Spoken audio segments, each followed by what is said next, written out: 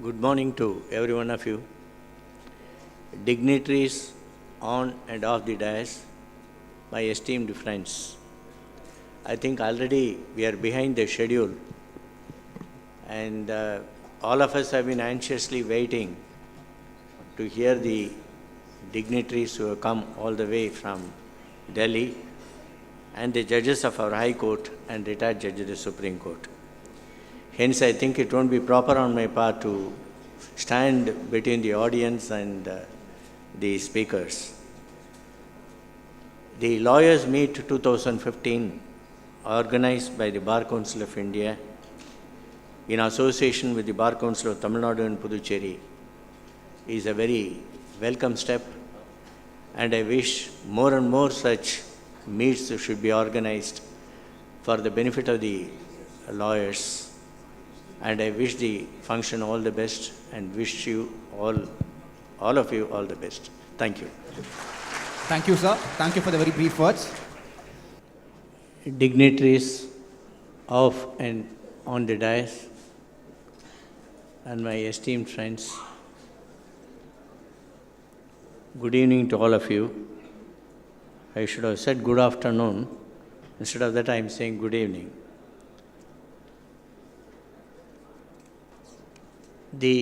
Straight away I will go to the subject. I know that all of you are tired. The issue of access to justice is something which I feel very strongly about. It is necessary for me to supplement the speeches made by earlier distinguished speakers. The concept of access to justice appears to have two components, one negative and another positive. Both the components to this concept of access to justice are essentially constitutional in nature. In other words, they are not merely rights that are conferred by statute or at common law, but they are rights which stem from the basic law of the land. The negative component simply means that persons who have been drawn into the justice system, either as defendants on the civil side or as accused in criminal justice machinery, are able to effectively advance their own cause to secure their own interests to the extent that the law recognizes. This component falls more squarely into the category of fair trial. It might seem intuitive that if justice is to be delivered at all, the means for securing it should be fair. But we still have a long way to go. One of the more shocking indictments on the criminal side system that has come out recently is contained in a recent report prepared by the National Law University, Delhi, in collaboration with the Bar Council of India. The report shows that nearly 93% of the persons on death row are from marginalized sections of the society. These persons usually have extremely low literacy and suffer from innumerable social and economic disadvantages. What is even more striking is that a mere 5% of the death penalties that have been imposed by Sessions Court and the High Courts are usually sustained by the Supreme Court on appeal. In other words, in an overwhelming majority of cases, the Supreme Court has found that the imposition of death penalty was illegal or unwarranted. In his famous dissenting judgment in Betts versus Brady, Justice Hugo Black said, "A practice can't be reconciled with common and fundamental ideas of fairness and right, which subjects innocent men to increased dangers of conviction merely because of their poverty." To put it in plain terms, the poor and marginalized are denied access to justice by the criminal justice system. Although counsel are usually appointed to defend the accused, the representation usually falls well short of what is acceptable, let alone what is actually deserved. And although the lower judiciary is tasked with ensuring the delivery of justice, it oftentimes fails in this endeavor. Criminal convictions are sometimes overturned in most peculiar circumstances. One need only refer to the case of Mohammad Hussain, a Pakistani national, was the prime accused in 1997 Delhi blast case. He was on death row for 2 decades before the Supreme Court found that the legal representation that he received at the crucial stages of trial was so poor that vitiated the conviction entirely. After some disagreement, it was decided that the retrial had to be ordered in the matter. It is not an exaggeration to say that failure of the trial court to ensure proper legal representation in such important cases constitutes denial of justice not only to those who needlessly spend so much of time on death row, but also to the victim of those terrorist incidents who expect that perpetrators be quickly brought to justice. This brings us to my second point, the positive component of the concept of access to justice.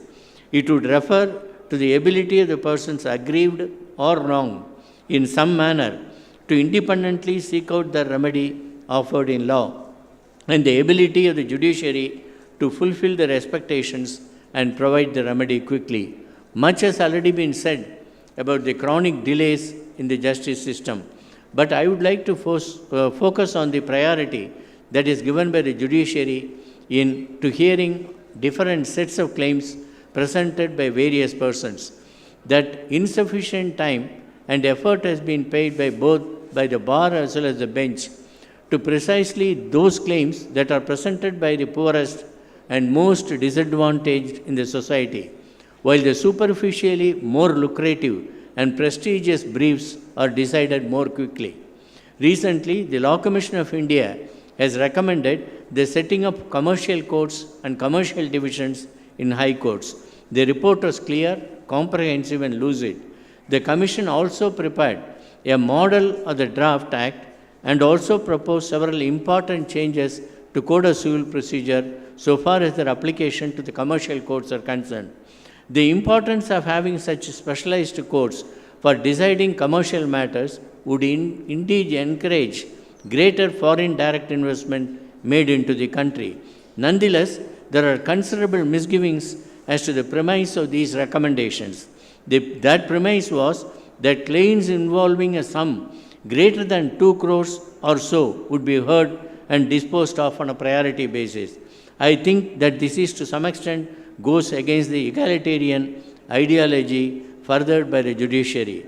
Apart from this, some of the most important of the litigations arises in matters which can't be properly valued, judicial review matters, or those concerning enforcement of fundamental rights, or hearing matters concerning persons languishing in prisons who are waiting in queue. Unless the judiciary could pay equal attention to such matters, there would be very little legitimacy to set up commercial courts, especially for hearing higher value cases. It is not a criticism, this should not be taken as a criticism of either the bill or of the persons who are instrumental in mooting the idea. But one development in recent times is the rise in public interest litigation matters that are handled by courts. Over the past decade, there have been specialized benches set up in each of the High Court, usually headed by the Chief Justice, and which spends considerable amount of time hearing such matters which have to do with greater general welfare of large sections of the society, and particularly those who did not have easy access to courts. Oftentimes, the courts hear arguments by parties in person and lawyers who have committed themselves to a social cause, who have foregone the fees that they might otherwise have received if they had been engaged in other forms of commercial briefs. By relaxing the strict rules of procedure and concept of maintainability, the High Courts and the Supreme Court had ensured the fulfillment of the constitutional guarantee under Articles 32 and 226.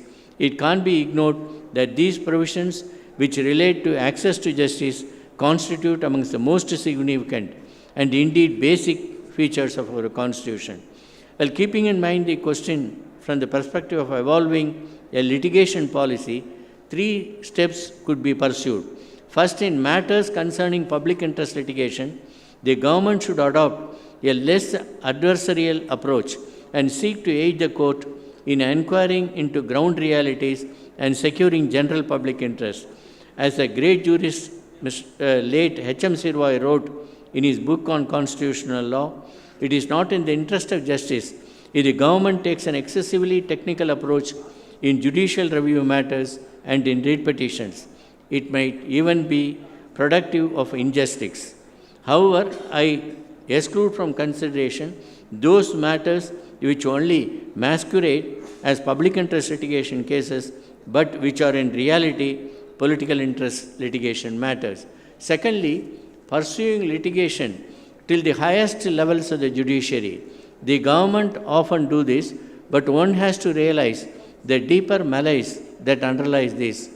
It is often because the inadequate attention is paid by the administrative agencies concerned at the initial stages of litigation. It is only after some time favorable orders are secured by the petitioner or plaintiff concerned that the larger ramification of the disputes are realized. By this time, it is too late. The government is forced to expend enormous time and effort to have those orders vacated, usually at the appellate level. It is truism that a lawyer is only as good as the instructions provided to him, and it would be impossible to conduct a matter without having the necessary papers to do so. Yet this problem persists for nearly every law officer in every court. This problem of exhausting every appellate remedy might also lie in the strict rules that now govern the grant of review applications. It is extremely difficult to have orders reviewed, even if it might be shown that orders had been passed without some material facts being produced before the court concerned. The Tamil Nadu government has a litigation policy which has been developed pursuant to a stipulation by the Finance Commission for providing grant for improvement of judicial infrastructure during the period 2010-2015. The Tamil Nadu policy reflects the resolve of the state government to bring about a visible and enduring qualitative and quantitative improvement in the manner in which the litigation is perceived, managed, and conducted in the state. It perceives prevention and control of avoidable litigation, quick action on pending cases, filing of appeals in time, control and management of litigation, proper representation by law officers, and avoidance of adjournments. The policy specifically stipulates for reviewing the existing cases and withdrawing cases identified as frivolous and vexatious, formulating norms for defending cases as well as for filing appeals, and setting up of empowered committee to eliminate unnecessary litigation. This policy is implemented at committee constituted at the state, district, and departmental level.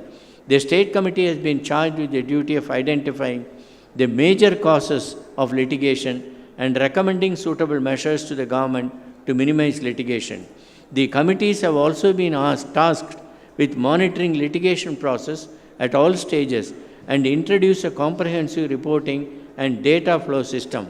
Every department has also a senior administrative officer with a legal background who is responsible for constantly monitoring the proceedings of the department litigation and to aid the law officers who conduct the cases.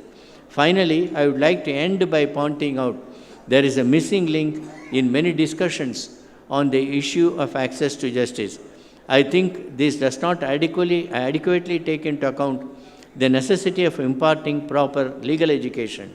This is the foundation on which the entire legal system is built, and if justice is to be affordable and accessible, then it would surely come about only because of the efficiency as well as the moral commitment of lawyers and judges to that very cause. When democracy goes corrupt, the worst flows atop and the best submerges completely. This is the point of no return. If this is to be prevented, there is need to have a fresh look into the whole system and make justice not only affordable or accessible, but to make the same more meaningful. Thank you all for your patient hearing.